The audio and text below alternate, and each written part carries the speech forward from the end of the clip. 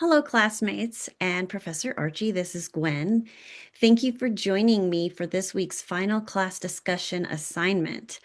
I have been working on researching the American Indian and Alaskan Native community, and this week I compared the needs identified in my research with the needs that came up in my survey data collection. So I would like to share that with you.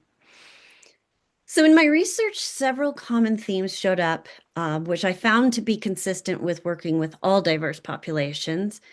Many of my sources discuss disparity in healthcare access, higher rates of chronic illnesses, and the long term effects of historical marginalization and systemic inequalities.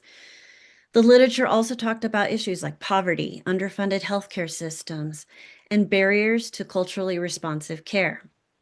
But what really stood out to me in this research was the need for services that respect tribal culture, community connections, and tribal sovereignty. When I compared these findings with the needs identified through my survey data, there definitely was some similarities. Again, one major theme was that access to services, especially for people living in rural or geographically isolated areas. Another theme that showed up was trust. Some responses suggested that historical trauma and past negative experiences with institutions can make it harder for people to feel comfortable engaging with healthcare or social service systems. And I've actually seen some of these challenges played out in my professional work as well.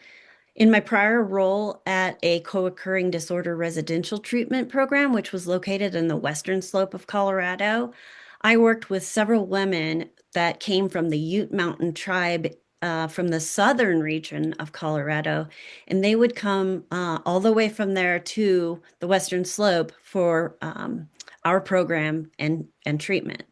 For most of them, accessing service meant traveling long distances, leaving their community and support systems, as well as their family, for a lengthy period of time. That experience really enforced what the research shows that even when services exist, which the Ute Mountain Tribe does not have a great deal of services, distance and cultural barriers can make it harder for people to actually access the care they need. This really ties into the NASW Code of Ethics, which reminds us that social workers should respect the dignity and worth of every person and promote self-determination, especially when working with vulnerable populations whose cultures differ from ours. So I implemented my survey as a preliminary quest due to the small sample size of this population in my city. However, I truly feel like this is a fairly accurate glimpse into the overall challenges and barriers as if it were to be implemented on a larger sample size. And one thing I noticed when comparing the research and the survey data is that the literature tends to focus more on large structural issues like the policy, systemic equality, inequalities, and historic oppression.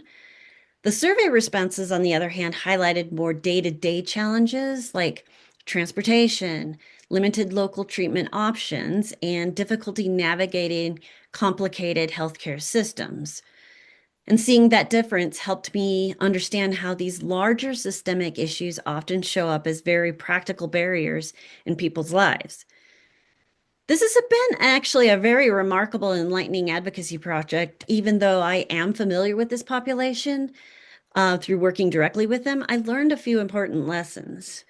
And one big takeaway for me was how important it is to engage communities in the process rather than relying only on research. And the surveys and conversations with people who are directly impacted can really provide valuable insights that you might not see in the literature. I also learned that flexibility is really important when doing advocacy work.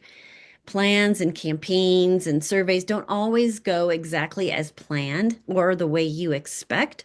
So, being willing to adjust your approach can make a big difference in participation and the quality of information you collect.